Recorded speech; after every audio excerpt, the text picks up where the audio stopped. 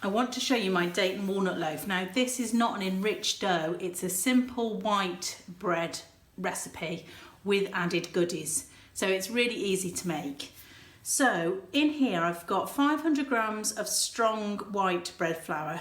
I've got 5 grams of easy bake yeast, and I've got 8 grams of fine sea salt. You can go anywhere between 5 and 10 grams with the sea salt with this weight of flour. And then in here I've got some chopped dates, and then what I've done is I've added 100 grams of freshly boiled water. We've got some of the water is going to hydrate the dough, so we're going to add less water later. So we've got 100 grams of water in there, and that's just made the dates lovely and soft. And what it also does is it has this lovely flavoured water that we're going to add in, which just intensifies the flavour of the loaf.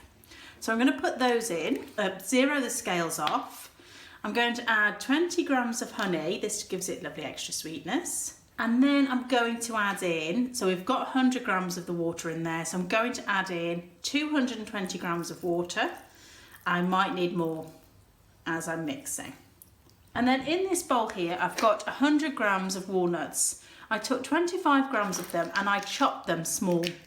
I like the variation of having the small chunks of walnuts in there with the larger chunks of walnuts. Okay, but you don't need to do that, it's just my personal preference. I'm not going to add these yet, because what happens is if I add them whilst the flour hasn't yet mixed in, the flour gets stuck in sort of dips and craters within the walnuts, and then you have floury walnuts throughout the entire fermentation and when it's baked. Okay, so I'm going to add those in as soon as I've mixed up this dough. This dough is going to be worked in exactly the same way as all of my other doughs. I'm going to mix it, make sure it's got enough water and it's the right consistency. Then I'm going to let it rest, and then I'm going to give it a round of stretch and fold, then rest, then another round of stretch and fold, rest, another round of stretch and fold, let it ferment, get lovely and airy and doubled in size, and then shape. Let it ferment and prove, become lovely and airy, and bake. Okay, so it doesn't have added milk, eggs, butter. It's a lovely, just a simple white bread with some lovely additions into it. So I'm just going to add a splash more water. So I'm probably using about 240 grams of water in total, which is what I normally use. Get a nice softly sticky dough. And once all of that flour is mixed in, I can start to add the walnuts. If you wanted to, you could add the walnuts later, but what I particularly like about walnuts is as they sit in the dough, they release some tannins which can be quite purple in colour. And so we're giving that, putting them in at this stage, helps give them that extra chance to develop that lovely colour in the dough. The downside, of course, is when I stretch this, the walnuts will break the gluten strands. Okay, so that's lovely and mixed now.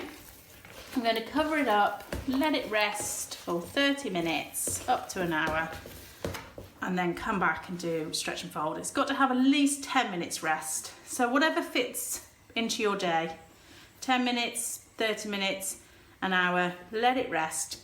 Do the first round of stretch and fold. The date and walnut loaf has had 3 rounds of stretch and fold with rest in between, and it's now lovely light and airy and ready to be shaped. So a little bit of flour on the surface. Scrape it out. Now you can shape it and pop it into a loaf tin and let it prove in a loaf tin if you like, but just in case you don't have a loaf tin, you can also just pop it onto a baking tray. I've used a bit of baking parchment with a bit of flour on the top just to help it stop from sticking to that baking parchment. So I'm just going to gently make it into a square. Then I'm going to get cat ears from the top, place them into the middle. Turn it round because it's easier to stretch using gravity from the top, and do the same again. Pull in those sides and those sides, and then roll it down from the top. Okay, try to, it's so that the dates and walnuts aren't exposed on the top if you can help it, because they will easily burn. So that's now nice and tight. It's got a good strong structure, so that can now be proved here on the baking parchment. And I'm just going to leave it now to prove. It's a cool day, so it might take up to an hour.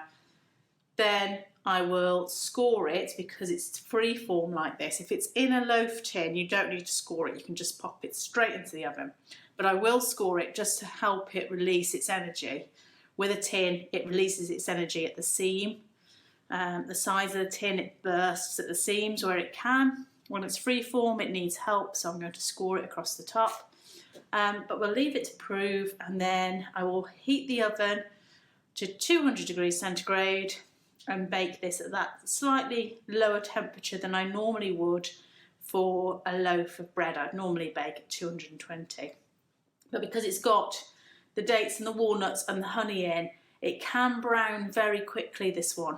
So I'll bake it at 200, turn it down to 180 if it starts to bake too dark. The other alternative is you could pop a piece of foil over the top halfway through the bake to prevent it getting too dark on top. So let's leave it to prove. I'll cover this one with a proving cloth, and I'll come back to it and bake it when it's ready. It is the proofed date and walnut loaf. So I'm just going to slash it now. I'm going to slash it down the centre like that, just so when I pop it in the oven, it can burst from somewhere. If I don't slash it, it will burst wherever the weakest point is, and sometimes you end up with a little ball of dough in a weird place. Whereas here, it can burst through the skin of the loaf when it expands in the oven. So it's going in the oven at 200 degrees centigrade now for 30-35 minutes, depending on your oven. When you put a probe thermometer in there, it should read 90. Be careful it's not going through a date, because they get very hot. If it starts to brown too much, keep an eye on it, so check after 20 minutes. If it starts to brown too much, place a piece of foil over the top. Alternatively, if you have a Dutch oven, you can bake this inside the Dutch oven with the lid on for 20 minutes.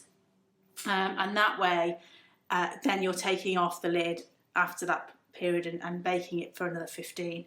It won't brown too much. So it's going in the oven now, and we'll see what it looks like when it comes out. Okay, so the date and walnut has come out of the oven. It's reached 90 on the internal thermometer, so it's fully baked. Can you see how it's opened in the oven?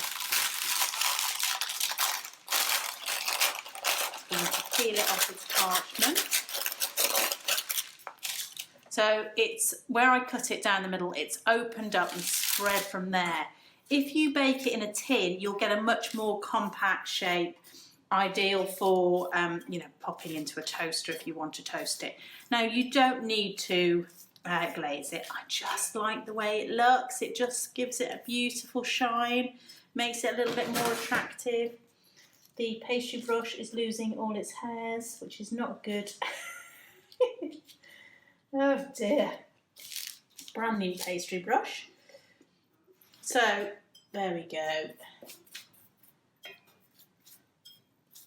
Lovely bit of sugar, simple sugar syrup. So I just put 25 grams of sugar and 25 grams of water into this saucepan, dissolved it over a gentle heat, and then simmered it for a minute just to make a simple sugar syrup, brushed it all over, and there you have it. I'm really pleased with that. I mean, it has opened up a lot, so it'll make a nice long slice. As I say, if you want to contain it a bit more, pop it into a loaf tin, let it prove in there. It'll grow up rather than out as it bakes. So that's the date and walnut loaf. I'm going to put it onto a cooling rack now to cool completely.